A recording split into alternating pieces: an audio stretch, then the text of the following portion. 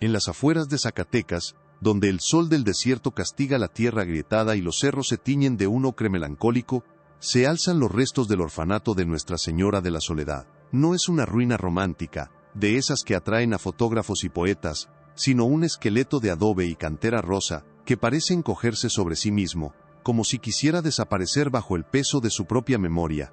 El viento, único habitante constante de sus pasillos derrumbados, silba a través de las cuencas vacías que alguna vez fueron ventanas, llevando consigo un lamento bajo y persistente que se pierde en la inmensidad del paisaje. El silencio aquí es diferente, más denso, cargado con el eco de un sufrimiento que se ha adherido a las paredes como una capa invisible de polvo y olvido. Incluso bajo el sol más implacable, el aire entre sus muros permanece frío, impregnado de un olor a humedad antigua, a tierra removida y a una extraña y sutil nota metálica, casi imperceptible, como el rastro fantasmal de sangre vieja que se niega a ser borrada por el tiempo. La capilla, con su techo parcialmente colapsado que deja ver un cielo de un azul indiferente, todavía alberga un fresco descolorido de una virgen llorando, sus lágrimas de pintura agrietada pareciendo más reales y amargas con cada año que pasa, un testigo mudo de los secretos que esta tierra se ha tragado. Durante generaciones, los ancianos de las comunidades mineras cercanas han mantenido viva una leyenda, un cuento susurrado para asustar a los niños, y para dar una forma tangible a la inquietud que emana de esas ruinas. La llaman la historia de los niños perdidos de la Beta. Cuentan que en las noches de luna nueva, cuando las sombras se alargan y se retuercen como espectros danzantes, se pueden escuchar los sonidos que el orfanato robó. No son los gritos de terror que uno esperaría de un cuento de fantasmas, sino algo mucho más perturbador. El tarareo distorsionado de canciones de cuna, fragmentos de melodías infantiles que flotan en el aire y se quiebran en un llanto desconsolado. Los mineros más viejos, hombres de piel curtida y manos callosas, juran haber escuchado el rasguño rítmico de pequeñas manos contra la roca en las galerías más profundas de las minas cercanas, como si un coro de almas infantiles buscara eternamente una salida que nunca encontrarán.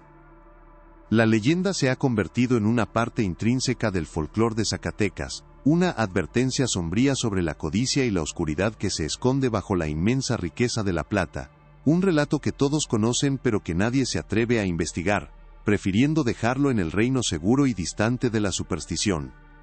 Para el doctor Mateo Vargas, historiador y archivista de la ciudad, la leyenda no era más que un fascinante producto de la psique colectiva, un ejemplo perfecto de cómo una comunidad procesa sus traumas históricos a través del mito. Sentado en el silencio solemne del Archivo Histórico de Zacatecas, rodeado por el aroma a papel quebradizo y cuero reseco, Mateo dedicaba su vida a desenterrar verdades, no fantasmas. Su obsesión era la cruda realidad que se escondía detrás de las narrativas doradas de los varones de la plata, esos filántropos y benefactores, cuyos retratos adornaban los salones más venerables de la ciudad.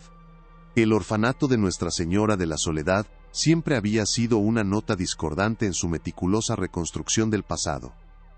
Fundado en 1845 por el magnate minero don Ignacio de la Cruz y Valdivia, su historia oficial estaba llena de elogios a la caridad cristiana, pero los registros eran extrañamente escuetos, casi deliberadamente vacíos. Para Mateo, ese silencio en los archivos gritaba más fuerte que cualquier leyenda. ¿Por qué un lugar dedicado a los niños desamparados se había convertido en el epicentro de un cuento tan macabro? La pregunta era una astilla clavada en su mente, una anomalía en la ordenada línea de tiempo de la historia que se negaba a ser ignorada, un rompecabezas que sentía la obligación profesional y moral de resolver. La historia que estás a punto de escuchar quedó enterrada por más de un siglo. Antes de desenterrar este secreto, di en los comentarios de qué ciudad nos acompañas. Y si eres un fascinado por misterios sombríos como este, asegúrate de que estás suscrito. El catalizador para que el mito y la historia colisionaran llegó de la forma más mundana posible. No a través de una visión espectral, sino del trabajo pesado y el sudor de una cuadrilla de obreros. En el otoño de 2023, el gobierno municipal aprobó un modesto proyecto para estabilizar las ruinas del orfanato, buscando prevenir un colapso total y preservar lo que quedaba de la estructura histórica. El sonido de los picos y las palas rompiendo la quietud del lugar era casi una profanación. Fue durante la remoción de escombros en la antigua sacristía de la capilla, un pequeño cuarto con el suelo de baldosas de piedra desiguales, que un trabajador notó algo inusual. Una de las losas, más oscura y desgastada que las demás, se movió ligeramente bajo el peso de su bota, produciendo un sonido hueco y sordo que cortó el aire. La curiosidad venció a la rutina. Con la ayuda de una palanca, él y sus compañeros hicieron fuerza contra la piedra. Se levantó con un crujido de tierra seca, revelando un pequeño nicho oscuro en el suelo compactado. Allí, cubierta por una gruesa capa de polvo y telarañas, yacía una pequeña caja de metal. Su superficie corroída por la humedad y el paso de incontables décadas.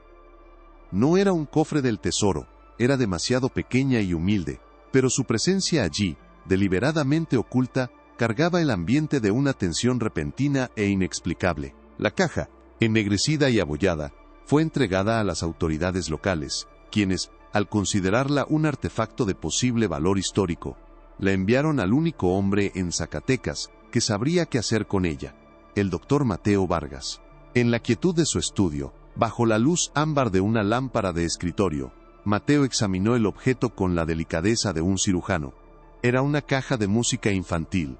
Pudo deducir por los grabados casi borrados de querubines y flores en su tapa. Estaba cerrada por el óxido, sellada por el tiempo. Con herramientas de precisión, trabajó pacientemente en la bisagra hasta que, con un chirrido agónico que sonó como un grito metálico, la tapa cedió. El aire que escapó de su interior olía a encierro y a descomposición sutil. Dentro no había joyas, ni monedas de oro, ni ningún tesoro material. Lo que encontró detuvo el aire en sus pulmones, y le obligó a apoyar una mano en la mesa para estabilizarse. Sobre un lecho de lo que parecía ser terciopelo podrido, descansaban dos objetos: un diente de leche, diminuto y pearlescente, y un mechón de cabello castaño, fino como la seda, atado con un delgado trozo de tela azul marino, la misma tela de los uniformes que, según los registros, usaban los niños del orfanato de Nuestra Señora de la Soledad. En ese instante, la leyenda de los niños perdidos dejó de ser folclore. Se convirtió en una investigación. El objeto en su mano ya no era un artefacto. Era una evidencia, la primera pieza de un horror que había esperado más de 150 años para ser descubierto. La pequeña caja de música, ahora despojada de la tierra que la había ocultado, descansaba sobre el escritorio de Mateo Vargas como una reliquia profana. Un objeto que había absorbido la tristeza de su entorno y ahora la irradiaba en el silencio de su estudio. Bajo la luz analítica de su lámpara, la superficie metálica revelaba un universo de imperfecciones, abolladuras que contaban una historia de prisa y miedo, y un óxido que se extendía como una enfermedad sobre los grabados de querubines que alguna vez debieron sonreír. Mateo la giraba en sus manos enguantadas, sintiendo el frío inerte del metal, un frío que parecía emanar no de la temperatura de la habitación, sino de una memoria helada contenida en su interior. Cada detalle era un jeroglífico. La ausencia de una llave para darle cuerda, el mecanismo interno atascado en un silencio perpetuo, la forma en que la tapa no encajaba perfectamente, como si hubiera sido cerrada con una fuerza desesperada. Se imaginó a la persona que la había enterrado, probablemente un niño, con las manos temblorosas y sucias de tierra, buscando un escondite en la sacristía sagrada, un lugar que debía ser de refugio pero que se había convertido en el escenario de un secreto inconfesable. La caja no era un tesoro para ser recuperado, se dio cuenta, sino una cápsula del tiempo, una botella lanzada a un océano de décadas, con un mensaje de auxilio dentro. El contenido de la caja era aún más elocuente en su macabra sencillez. Mateo observó el diente de leche a través de una lupa, su esmalte perlado capturando la luz, un símbolo universal de la infancia interrumpida, de una transición natural que probablemente nunca se completó para su dueño. Era un objeto tan pequeño, tan insignificante en el gran esquema de la historia, y sin embargo en ese momento, se sentía tan pesado como una lápida.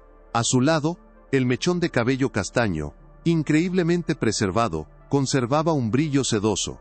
El pequeño trozo de tela azul marino que lo ataba era la clave, la conexión tangible con el orfanato. Recordaba haber visto en los escasos documentos fotográficos de la época a los niños alineados en el patio, todos vestidos con uniformes idénticos de esa misma tela áspera y oscura. Su mente de historiador comenzó a trabajar, a conectar los puntos con una lógica fría que luchaba por contener la creciente ola de repulsión. Esto no era un recuerdo de amor, como un mechón guardado por una madre. La forma en que estaba dispuesto junto al diente, dentro de una caja de música enterrada bajo una losa, sugería un ritual diferente. Era un memorial, una tumba simbólica, la única prueba de una existencia borrada que alguien desesperadamente se había negado a permitir que desapareciera por completo en el olvido. El silencio de la caja de música se convirtió en una obsesión para Mateo. Más que la historia del orfanato, más que la leyenda de los mineros, era ese silencio mecánico y forzado lo que lo impulsaba. Una caja de música está hecha para crear sonido, para ofrecer una melodía simple y reconfortante que calme a un niño para dormir. Esta, sin embargo, solo ofrecía un chirrido agónico, el sonido del metal torturado, como si el propio objeto estuviera tratando de gritar lo que había presenciado. En la quietud de las noches siguientes, Mateo se encontraba mirando la caja, imaginando la melodía que se había perdido. ¿Sería una canción de cuna popular de la época? ¿Una pieza clásica simplificada para oídos infantiles? La imposibilidad de saberlo era una forma de tortura intelectual. Se dio cuenta de que el silencio de la caja era una metáfora perfecta para el silencio en los archivos, para el silencio de la comunidad, para el silencio que había envuelto al orfanato de Nuestra Señora de la Soledad durante más de un siglo. Era un silencio deliberado, un vacío creado para ocultar un ruido insoportable, el ruido del sufrimiento, el llanto y el miedo. Su investigación ya no se trataba solo de encontrar hechos, se trataba de devolverle el sonido a ese silencio. El primer paso lógico, en cualquier investigación histórica, era el rastro de papel. El camino de tinta y pergamino que el pasado inevitablemente deja atrás.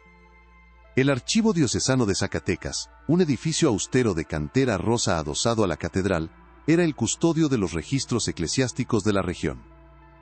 Mateo conocía bien sus pasillos, el aire siempre impregnado de una mezcla de cera de vela, incienso antiguo y el olor seco y dulce del papel descomponiéndose lentamente. Al entrar el bullicio de la ciudad se desvanecía, reemplazado por un silencio reverencial, roto solo por el susurro de las páginas al pasar, y la tos ahogada de algún otro investigador. Se sentía como entrar en una cripta donde, en lugar de cuerpos, se almacenaban las vidas y muertes de generaciones. Solicitó los registros del orfanato, específicamente los libros de admisión y salida del período que rodeaba la cúspide del poder de don Ignacio, entre 1848 y 1855.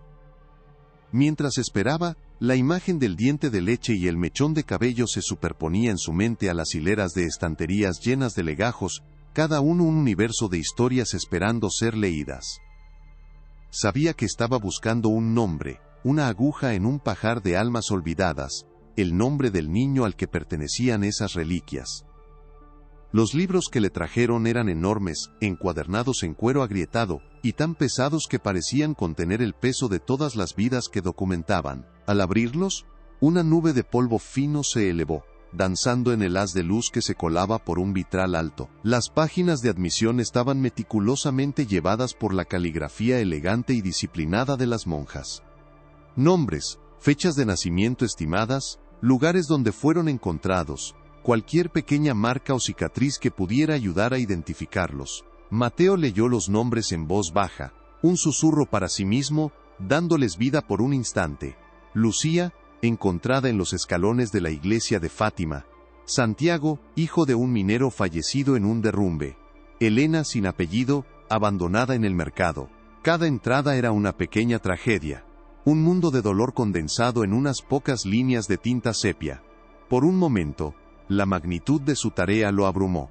No estaba buscando a un solo niño perdido. Estaba abriendo una puerta a un mundo de abandono y desamparo. Un mundo del que don Ignacio de la Cruz se había erigido como el salvador y protector. La ironía era tan afilada que dolía físicamente. Una presión en su pecho mientras pasaba las páginas con un cuidado casi quirúrgico. Después de horas examinando las admisiones, Mateo solicitó los libros de salida, los registros que documentaban las adopciones, las transferencias a otros institutos o, inevitablemente, las muertes por enfermedad. una ocurrencia trágicamente común en el siglo XIX. Fue aquí donde el silencio de la caja de música encontró su eco en el papel. El archivero regresó con un solo volumen, notablemente más delgado que el de las admisiones. Al abrirlo en la sección correspondiente a la década de 1850, el corazón de Mateo se detuvo por un segundo antes de empezar a latir con la fuerza de la adrenalina de un descubrimiento. Las páginas no estaban simplemente en blanco. Habían sido arrancadas, no con la torpeza de un vándalo, sino con la precisión de un bisturí. Alguien, hace mucho tiempo, había cortado cuidadosamente una sección entera de la historia del orfanato, dejando solo un pequeño talón de papel a lo largo del lomo, un borde dentado que gritaba censura. Mateo pasó la yema de su dedo por el borde áspero. No fue un accidente, no fue el deterioro del tiempo. Fue una mutilación deliberada del registro histórico, un acto de violencia contra la memoria misma. El vacío en ese libro era una confesión. Alguien tuvo algo tan terrible que ocultar, que la única solución fue borrarlo de la existencia, esperando que nadie, nunca, hiciera las preguntas correctas. La frustración que sintió fue aguda, casi física, como chocar contra un muro de piedra en la oscuridad. Había llegado al primer gran obstáculo, un callejón sin salida creado intencionadamente hace más de 150 años. Se recostó en la silla de madera maciza, su crujido resonando en el silencio del archivo. Su mente corría, formulando teorías. ¿Quién tendría el poder y la autoridad para entrar en los archivos diocesanos y alterar los registros de esta manera? La respuesta era tan obvia como escalofriante. Solo alguien cuya influencia se extendiera más allá de la riqueza material. Alguien cuya posición como benefactor principal le diera un acceso casi ilimitado, y cuya palabra fuera considerada ley. El rostro de don Ignacio de la Cruz, tal como lo había visto en los retratos al óleo, con su expresión piadosa y sus ojos serenos, apareció en su mente. La imagen del santo patrón de Zacatecas comenzaba a resquebrajarse, revelando grietas oscuras debajo de la superficie dorada. El rastro de papel oficial estaba muerto, pero este acto de encubrimiento era en sí mismo una pista, una que lo alejaba de la iglesia y lo dirigía directamente hacia el hombre que había construido tanto la fortuna de la ciudad como el orfanato que albergaba sus secretos más oscuros. El siguiente paso requería un cambio de estrategia. Si los registros públicos habían sido purgados, la verdad podría yacer en los privados. La familia de la Cruz, aunque ya no poseía el poder casi feudal de su antepasado, seguía siendo una de las más antiguas y respetadas de Zacatecas. Su vasta colección de documentos familiares, correspondencia y libros de contabilidad se conservaba en los archivos de la fundación que llevaba su nombre, ubicada en la antigua mansión familiar en el centro histórico de la ciudad. Obtener acceso no sería fácil. Mateo tuvo que redactar una solicitud formal, enmarcando su investigación en los términos más inocuos posibles. No mencionó el orfanato, ni los niños desaparecidos, ni la caja de música. En cambio, propuso un estudio sobre las prácticas filantrópicas de don Ignacio, un análisis de su impacto económico en las instituciones de caridad de la ciudad. Era una verdad a medias, una llave diseñada para abrir una puerta que de otro modo permanecería cerrada. Mientras esperaba la respuesta, el peso de la dualidad de su misión lo oprimía. Tenía que celebrar públicamente al hombre que sospechaba en privado que era un monstruo. La mansión de la familia de la Cruz era un monumento al poder de la plata. Una fachada de cantera labrada, balcones de hierro forjado que se curvaban como enredaderas y un portal de madera tan grueso que parecía diseñado para resistir un asedio. Al ser admitido, Mateo caminó por salones donde cada objeto, desde los tapices flamencos hasta los candelabros de cristal de Bohemia, hablaba de una riqueza casi inimaginable, y en todas partes estaba él. El retrato de don Ignacio de la Cruz y Valdivia, pintado por un maestro de la época, dominaba la pared del salón principal. Sus ojos parecían seguir a Mateo, no con malevolencia sino con una calma piadosa, la mirada de un hombre convencido de su propia rectitud. Era la disonancia entre esa imagen y el secreto que se pudría en las ruinas del orfanato lo que alimentaba la determinación de Mateo. Se sentía como un intruso en un santuario, un hereje buscando profanar la memoria de un santo. pero la imagen del diente de leche en su escritorio era un recordatorio constante de que la verdadera profanación había ocurrido mucho tiempo atrás.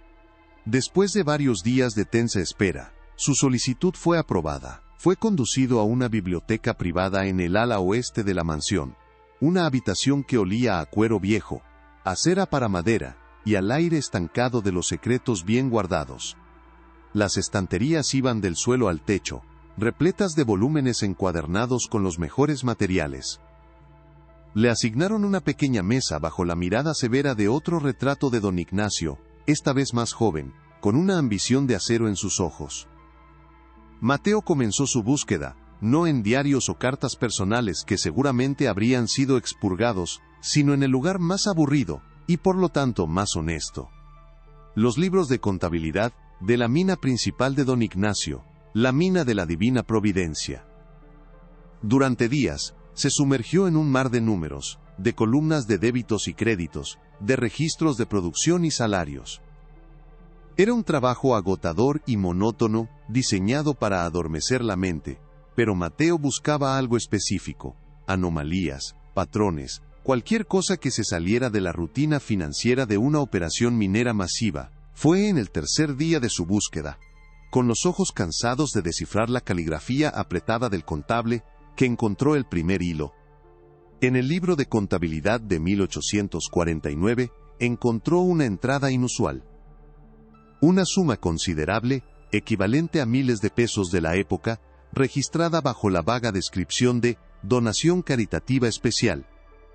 No especificaba el destinatario, lo cual era extraño para un hombre de negocios tan meticuloso. La curiosidad de Mateo se encendió, buscó en sus propias notas, en los archivos de periódicos que había recopilado. La fecha de la donación coincidía casi exactamente con la noticia de la apertura de una nueva veta de plata de una riqueza sin precedentes en la Divina Providencia. Su pulso se aceleró. Podría ser una coincidencia, una simple muestra de gratitud piadosa de don Ignacio a Dios por su buena fortuna. Pero entonces encontró otro patrón. En 1851, otra donación aún mayor, registrada de manera similarmente vaga, coincidía con otro descubrimiento masivo, y de nuevo en 1852, y en 1853. No era una coincidencia, era un patrón.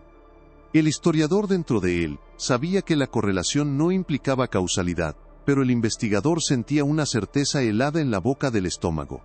Las donaciones no eran actos de caridad espontánea, parecían pagos, transacciones programadas. Pero ¿pagos por qué? Volvió a los registros del orfanato, a las listas de admisión que había copiado. Comparó las fechas. Un escalofrío recorrió su espalda, erizando el vello de sus brazos a pesar del calor sofocante de la biblioteca. Las fechas de las misteriosas donaciones y los descubrimientos de plata se alineaban con otra cosa. Pequeños picos en el número de niños registrados en los libros del orfanato como fugados. Niños que entraban pero que, según los registros mutilados, nunca salían oficialmente. Simplemente se desvanecían. La imagen que se formaba en su mente era grotesca, casi impensable. Don Ignacio no estaba donando dinero al orfanato por caridad, estaba comprando algo, y la única mercancía que el orfanato tenía en abundancia eran niños. Niños desamparados, anónimos y, lo más importante, prescindibles. Sintió una oleada de náuseas. Tuvo que cerrar el libro de contabilidad y tomar una respiración profunda, el olor a polvo y cuero llenando sus pulmones. El retrato de don Ignacio en la pared parecía burlarse de él ahora, su piedad una máscara para una depravación que la mente de Mateo apenas comenzaba a comprender. Se dio cuenta de que el alcance de la conspiración era más amplio de lo que había imaginado. No era solo un hombre actuando en secreto. Para que los niños desaparecieran de un orfanato dirigido por una orden religiosa, para que sus registros fueran borrados de los archivos de la iglesia, se requería complicidad. La Madre Superiora, el personal, quizás incluso figuras más altas dentro de la jerarquía eclesiástica, todos debían haber estado involucrados, ya sea por miedo, por codicia, o por una lealtad equivocada a su benefactor más poderoso. La leyenda de los niños perdidos de la Beta ya no era una historia de fantasmas. Se estaba convirtiendo en la crónica de una red de crimen organizado que operaba bajo el manto de la fe y la caridad. Con esta nueva y terrible hipótesis en mente, Mateo supo que debía volver al archivo diocesano. Su primera visita había sido demasiado ingenua, buscando registros oficiales que habían sido diseñados para engañar.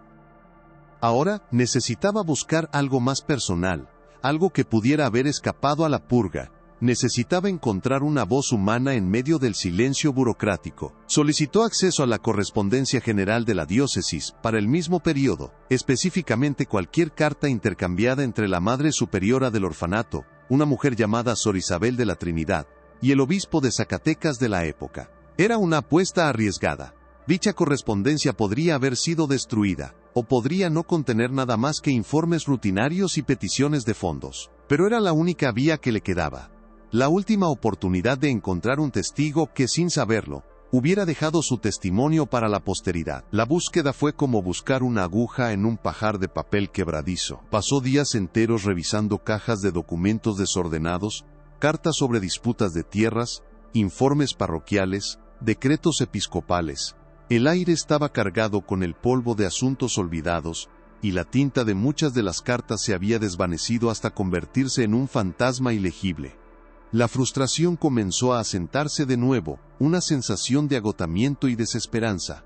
Quizás la purga había sido total, quizás los perpetradores habían sido lo suficientemente minuciosos como para no dejar absolutamente ningún rastro. Estaba a punto de abandonar la búsqueda de ese día cuando, en el fondo de una caja mal etiquetada como «Asuntos administrativos varios», encontró un pequeño paquete de cartas atadas con una cinta de seda que alguna vez fue azul, ahora descolorida a un gris pálido. La caligrafía en el sobre superior era inconfundiblemente la de Sor Isabel. Su corazón dio un vuelco. Con manos temblorosas, desató el nudo frágil, que se deshizo en polvo entre sus dedos. Las primeras cartas eran exactamente lo que esperaba. Informes respetuosos, llenos de gratitud hacia la generosidad de don Ignacio. Sor Isabel describía las mejoras en el orfanato, la nueva ropa para los niños, la comida abundante, todo gracias a su benefactor. Escribía sobre la devoción del magnate, cómo visitaba a los niños y les traía dulces, cómo se interesaba personalmente por su bienestar espiritual. Mateo leyó estas primeras misivas con una creciente sensación de decepción. Parecía que Sor Isabel era una cómplice, una participante activa en la fachada, deslumbrada por la riqueza y el poder de don Ignacio. Quizás su hipótesis estaba equivocada, quizás las desapariciones y las donaciones eran solo una coincidencia macabra, y él estaba construyendo un monstruo donde solo había un hombre piadoso. La duda, fría y paralizante, comenzó a invadirlo, haciendo que la atmósfera opresiva del archivo se sintiera aún más pesada. Pero siguió leyendo, pasando de una carta a la siguiente. Y entonces notó el cambio. Fue sutil al principio. La caligrafía de Sor Isabel, antes tan firme y controlada, comenzó a mostrar signos de temblor. Sus frases se volvieron más enrevesadas, como si luchara por encontrar las palabras adecuadas para expresar una preocupación que no se atrevía a nombrar directamente. Comenzó a hablar de la devoción particular de don Ignacio por ciertos niños, los más sanos, los más vivaces. Mencionaba sus visitas nocturnas a la capilla del orfanato, visitas que no eran anunciadas y que la dejaban con una profunda inquietud. Escribió sobre cómo don Ignacio seleccionaba personalmente a un niño o a una niña para recibir lo que él llamaba una bendición especial, llevándoselos con él en su carruaje. La ansiedad de la monja sangraba a través de la tinta, una corriente subterránea de pánico bajo la superficie de su prosa respetuosa. La última carta del paquete fue la que lo rompió todo. La caligrafía era casi ilegible. Las palabras apretadas, las líneas inclinadas hacia abajo como si el peso de la confesión fuera demasiado para soportar. Ya no había subterfugios, solo terror puro y desesperado. Mateo acercó la página a la luz, sus ojos devorando las palabras que finalmente daban voz al horror. Leía en un susurro, las palabras de Sor Isabel resonando en el silencio del archivo después de más de un siglo. Su Excelencia, le ruego que me escuche. Don Ignacio insiste en sus visitas. Los niños que elige para su bendición especial, los que se lleva en la noche, no regresan. Nos ordena, bajo amenaza de retirar todos sus fondos, que los registremos como fugados. Afirma que los envía a un futuro mejor. Pero mi alma se atormenta, pues sus ojos no tienen la luz de la caridad, sino el fuego de una fiebre extraña. Rezo por su guía, pues temo que no estamos salvando almas en esta casa, sino entregándolas a una oscuridad que no me atrevo a comprender. ¿Qué debo hacer? Su poder sobre esta ciudad es absoluto. El aire pareció huir de los pulmones de Mateo. Tuvo que apoyar la mano en la mesa para estabilizarse, releyendo la frase una y otra vez, las palabras ardiendo en su mente. Esto era la prueba. El testimonio de una testigo presencial atrapada en una pesadilla. Sor Isabel no era una cómplice. Era una prisionera. Una mujer aterrorizada que había intentado dar la alarma de la única manera que sabía, escribiendo a su superior una petición de ayuda que, evidentemente, nunca fue atendida. El obispo debió haber recibido esta carta, y ya sea por miedo o por conveniencia, la enterró en el olvido burocrático. El misterio de los niños desaparecidos ya no era un misterio. Era un esquema de secuestro sistemático, perpetrado por el hombre más venerado de Zacatecas. La leyenda de los niños perdidos de la Beta era la verdad, distorsionada por el tiempo y el miedo. Y la carta en su mano era el mapa que lo llevaría al siguiente paso. Ya no se preguntaba si don Ignacio se llevaba a los niños. La única pregunta que quedaba, la más aterradora de todas, era a dónde se los llevaba. La carta de Sor Isabel de la Trinidad ya no era un simple documento, era un testamento, un grito atrapado en la tinta que había esperado más de un siglo para ser escuchado. Mateo la sostuvo con una reverencia que bordeaba el horror, sintiendo el frágil papel vibrar bajo sus dedos como si aún contuviera el temblor de la mano que la escribió. Las palabras de la monja se habían grabado a fuego en su mente, repitiéndose en un bucle incesante. No regresan. Registrados como fugados, el fuego de una fiebre extraña. Ya no había duda del que don Ignacio de la Cruz y Valdivia, el santo patrón de Zacatecas, secuestraba sistemáticamente a los niños bajo su cuidado. Pero la confesión de Sor Isabel, tan devastadora como era, solo abría la puerta a preguntas aún más oscuras. ¿A dónde se los llevaba? ¿Y por qué? La frase sobre la fiebre extraña resonaba con un eco siniestro. No sugería una simple crueldad o un abuso perverso. Insinuaba una lógica, una razón de ser retorcida y metódica detrás de la atrocidad, una motivación que trascendía la simple maldad y se adentraba en el territorio de la locura ceremonial. Mateo comprendió que su investigación había entrado en una nueva fase, más profunda y peligrosa. Ya no buscaba probar un crimen, sino comprender una monstruosidad. La clave, estaba convencido, no se encontraba en los registros públicos, que ya habían demostrado ser un laberinto de silencios y mentiras, sino en la mente del propio don Ignacio. Necesitaba encontrar un rastro de sus pensamientos, una ventana a esa fiebre extraña. Con una determinación renovada y sombría, regresó a los archivos privados de la familia de la Cruz. Esta vez, su solicitud fue más específica, y por lo tanto más arriesgada. Ya no buscaba libros de contabilidad, sino cualquier documento de naturaleza personal. Diarios, correspondencia privada, cuadernos de notas. Sabía que era una posibilidad remota.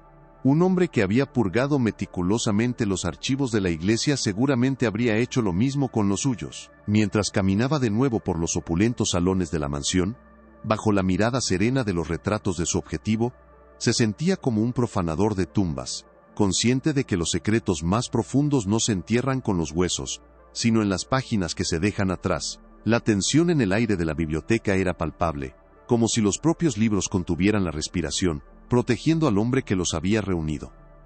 Durante días, su búsqueda fue infructuosa. Revisó cajas polvorientas llenas de cartas comerciales, títulos de propiedad y disputas legales, el papeleo mundano de un imperio en construcción. No había ni rastro de un diario personal. La frustración comenzaba a carcomer su paciencia. La sensación de que don Ignacio había sido demasiado inteligente, demasiado cuidadoso, borrando su rastro con una eficacia aterradora. Estaba a punto de darse por vencido, resignado a que el porqué permanecería para siempre en el reino de la especulación, cuando su atención fue atraída por un gran cilindro de cuero guardado en un rincón olvidado de la biblioteca. No contenía pergaminos literarios, sino algo mucho más práctico: planos arquitectónicos y mapas topográficos. La curiosidad lo impulsó a desenrollarlos sobre la gran mesa de caoba. Eran los planos originales del orfanato de Nuestra Señora de la Soledad.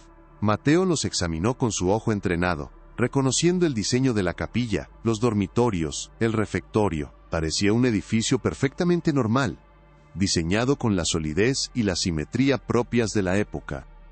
Pero la mente de un archivista está entrenada para buscar lo que falta, lo que no encaja. Entre los planos arquitectónicos había un documento más antiguo, un estudio geológico del terreno adquirido por don Ignacio para la construcción del orfanato, fechado en 1844, un año antes de que comenzaran las obras. Era un mapa detallado del subsuelo, mostrando las formaciones rocosas y las fallas naturales. Y allí, en un rincón del pergamino, había una pequeña anotación, casi una ocurrencia tardía del topógrafo: presencia de galería de cateo abandonada, aprox. 15 metros de profundidad. Una galería de cateo era un túnel exploratorio, a menudo excavado y abandonado si no se encontraba una veta prometedora. Un detalle insignificante para un constructor, a menos que tuviera un propósito específico en mente. Con el pulso acelerándose, Mateo tomó una hoja de papel de calco y superpuso cuidadosamente el plano del orfanato sobre el mapa geológico. Un escalofrío helado recorrió su columna vertebral cuando las líneas coincidieron. La entrada a la antigua galería de cateo no estaba simplemente en la propiedad, estaba ubicada con una precisión milimétrica y aterradora directamente debajo del lugar donde se construiría el altar mayor de la capilla. La revelación lo golpeó con la fuerza de un impacto físico. Tuvo que sentarse, el aire silbando entre sus dientes. Todo encajó en su lugar con una claridad nauseabunda. La elección del terreno no había sido casual.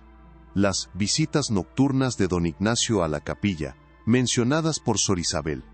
Las bendiciones especiales. La capilla no era solo un lugar de culto, era una fachada, un escenario. Era el punto de acceso a un lugar subterráneo, un camino oculto que conducía desde el espacio más sagrado del orfanato hacia las entrañas de la tierra. Don Ignacio no había construido un refugio para niños, había construido una trampa. Una estructura perfectamente diseñada para facilitar la desaparición de sus víctimas, utilizando el simbolismo del altar y la santidad de la capilla como la cubierta más blasfema imaginable. La premeditación del acto era lo que más lo horrorizaba. Esto no había sido un impulso, sino un plan concebido con la frialdad de un arquitecto, años antes de que el primer huérfano pusiera un pie en el lugar. Ahora entendía el cómo y el dónde, pero aún necesitaba la pieza final, la conexión directa entre el orfanato y el vasto imperio minero de don Ignacio.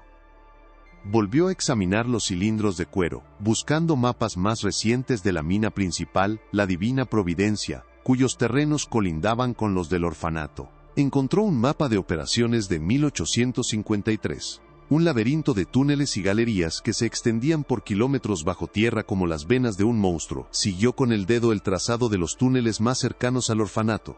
Y entonces lo vio. La pequeña galería de cateo abandonada no estaba aislada.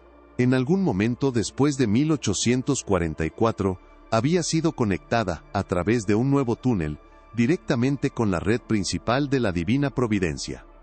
En este mapa, sin embargo, el túnel ya no estaba etiquetado como una simple galería. Tenía un nombre, escrito con la caligrafía ornamentada del propio don Ignacio: Túnel del Sacrificio. El nombre era tan directo, tan desprovisto de eufemismos, que a Mateo se le revolvió el estómago. Era una confesión grabada en un mapa. Junto al nombre había una nota fechada 2 años después, en 1855. Acceso sellado permanentemente por decreto del propietario. Riesgo de colapso estructural. La fecha era crucial. Coincidía con el final del período de desapariciones masivas, y con el momento en que las cartas de Sor Isabel se detuvieron abruptamente. Era como si la operación por alguna razón hubiera llegado a su fin, y don Ignacio hubiera sellado la escena del crimen, enterrando su secreto bajo toneladas de roca. Mateo ahora tenía la historia completa, o al menos su esqueleto. Don Ignacio seleccionaba a los niños, los llevaba a la capilla bajo el pretexto de una bendición. Los conducía a través de un pasaje secreto, bajo el altar hacia el túnel, y, desde allí, a las profundidades de su mina, el túnel del sacrificio. El nombre no dejaba lugar a dudas sobre el destino final de los niños. No eran vendidos, no eran enviados a trabajar, eran sacrificados. La leyenda de los niños perdidos de la Beta era literalmente cierta. Sus voces no eran fantasmas, eran el eco de un asesinato en masa. La atmósfera de la biblioteca, antes solo opresiva, ahora se sentía tóxica, contaminada por la verdad que había descubierto entre sus paredes. El rostro piadoso de don Ignacio en el retrato parecía observarlo con una nueva intensidad, sus ojos ya no serenos, sino llenos de un fanatismo helado. Mateo sintió el peso de su descubrimiento como una carga física. Ya no era un académico persiguiendo una curiosidad histórica. Se había convertido, sin quererlo, en el único testigo de un crimen inimaginable.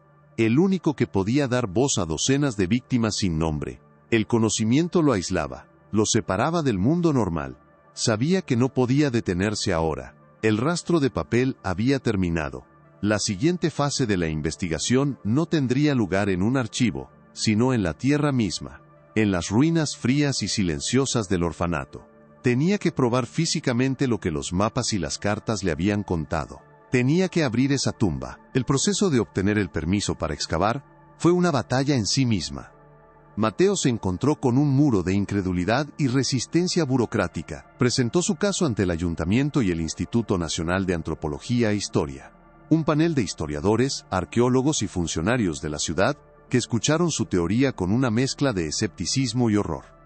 La idea de que don Ignacio de la Cruz, el hombre cuyo nombre adornaba calles, plazas y fundaciones benéficas, fuera un asesino ritual de niños era un ataque directo a la identidad y la historia de Zacatecas. Era una verdad demasiado monstruosa para ser contemplada. Algunos lo acusaron de sensacionalismo, de manchar la memoria de un gran hombre basándose en interpretaciones dudosas y leyendas populares.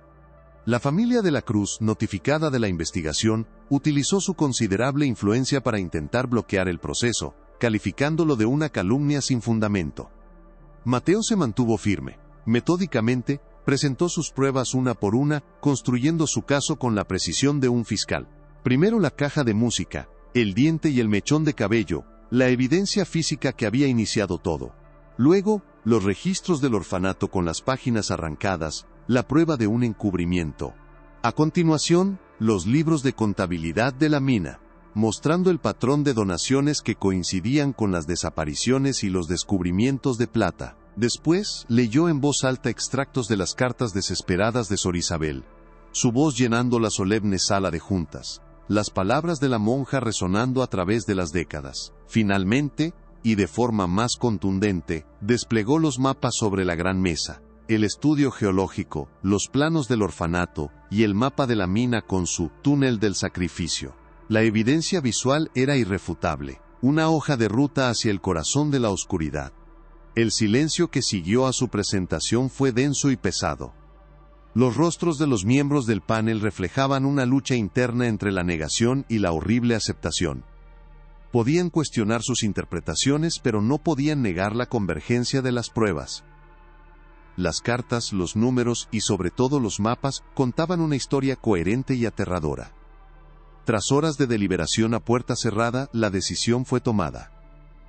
Con renuencia, y bajo estrictas condiciones, le concedieron un permiso limitado para realizar una exploración geofísica no invasiva del subsuelo de la capilla, y si los resultados eran concluyentes, proceder con una excavación controlada y de alcance mínimo, estrictamente limitada a la zona bajo el altar.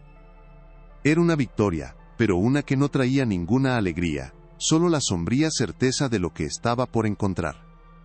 El escenario estaba listo para el acto final. Días después, Mateo se encontraba de pie en el umbral de la capilla en ruinas del orfanato de Nuestra Señora de la Soledad.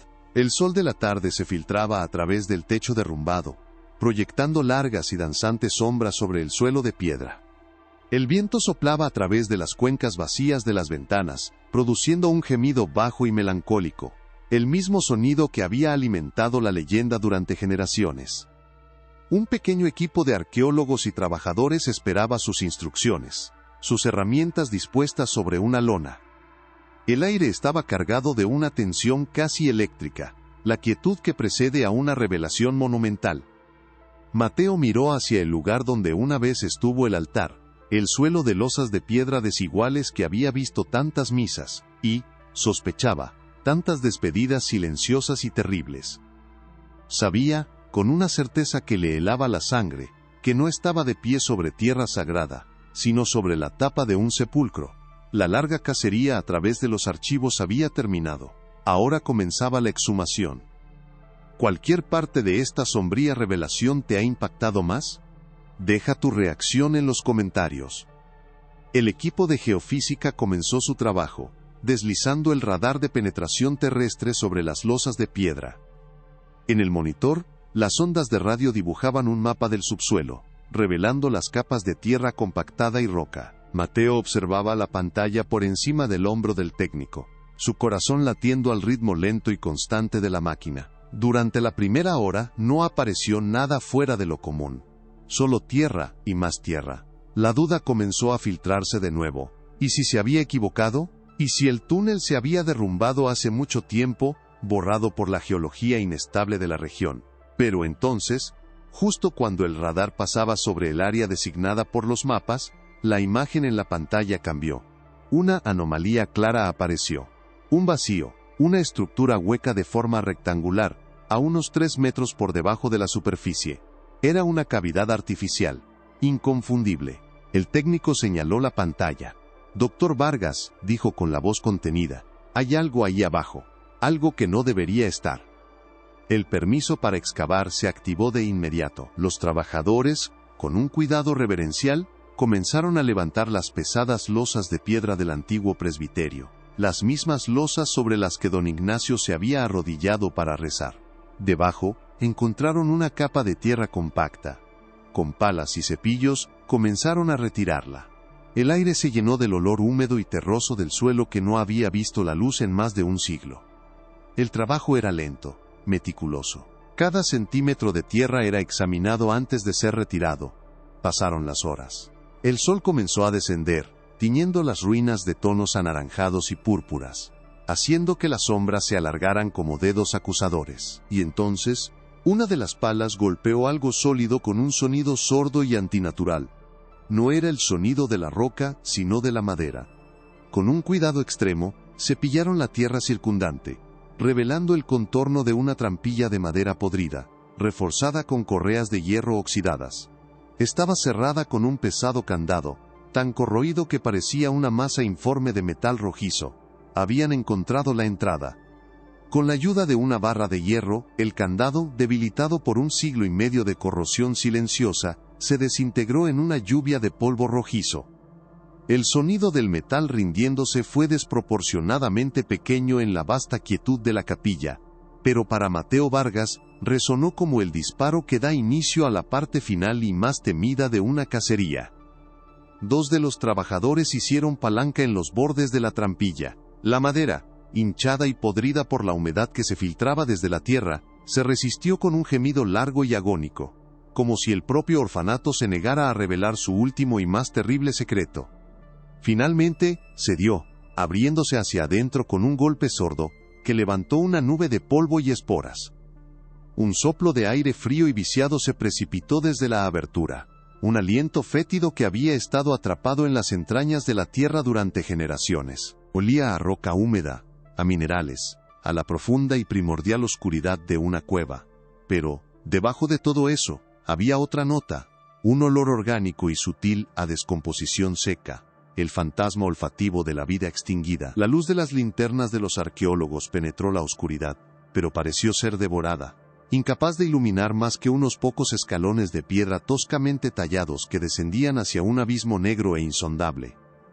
Mateo se asomó al borde, el corazón martillándole en el pecho no por miedo, sino por la terrible certeza de que estaba a punto de confrontar la verdad en su forma más pura y brutal, una verdad que había perseguido a través de legajos y mapas, y que ahora lo esperaba, paciente y tangible, en el silencio de abajo. El descenso fue claustrofóbico, un paso a la vez por los escalones resbaladizos y desiguales que olían a tierra milenaria.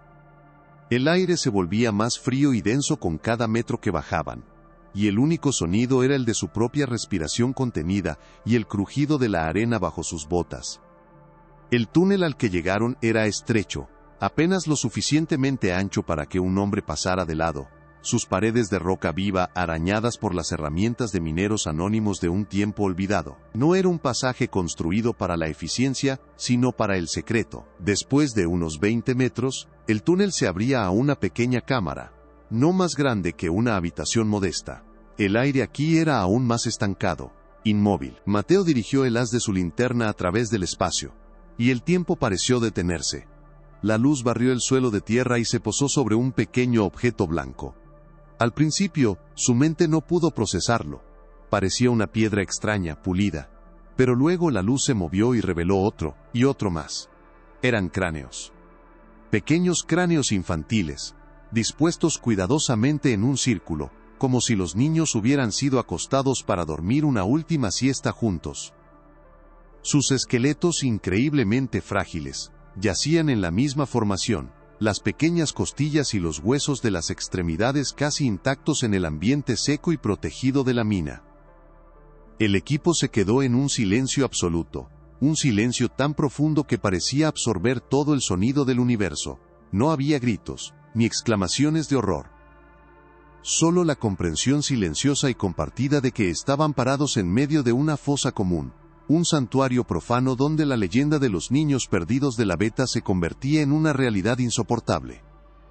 Mientras los arqueólogos forenses comenzaban su sombrío trabajo de documentación, moviéndose con una delicadeza casi litúrgica para no perturbar la escena, uno de ellos notó algo más en el centro del círculo de huesos. No era un hueso, ni una roca, era un objeto rectangular, envuelto en lo que parecía ser cuero tratado, que había resistido notablemente el paso del tiempo. Con un cuidado infinito, lo levantó. La tierra seca se desprendió, revelando un libro de contabilidad de cuero oscuro, con las iniciales ICV, Ignacio de la Cruz y Valdivia, grabadas en pan de oro deslucido en la cubierta. No era un libro de contabilidad, era un diario. El corazón de Mateo dio un vuelco violento, se lo entregaron, y al abrirlo, el papel crujió pero se mantuvo firme. La caligrafía era la misma de las notas en los mapas, ornamentada y segura de sí misma.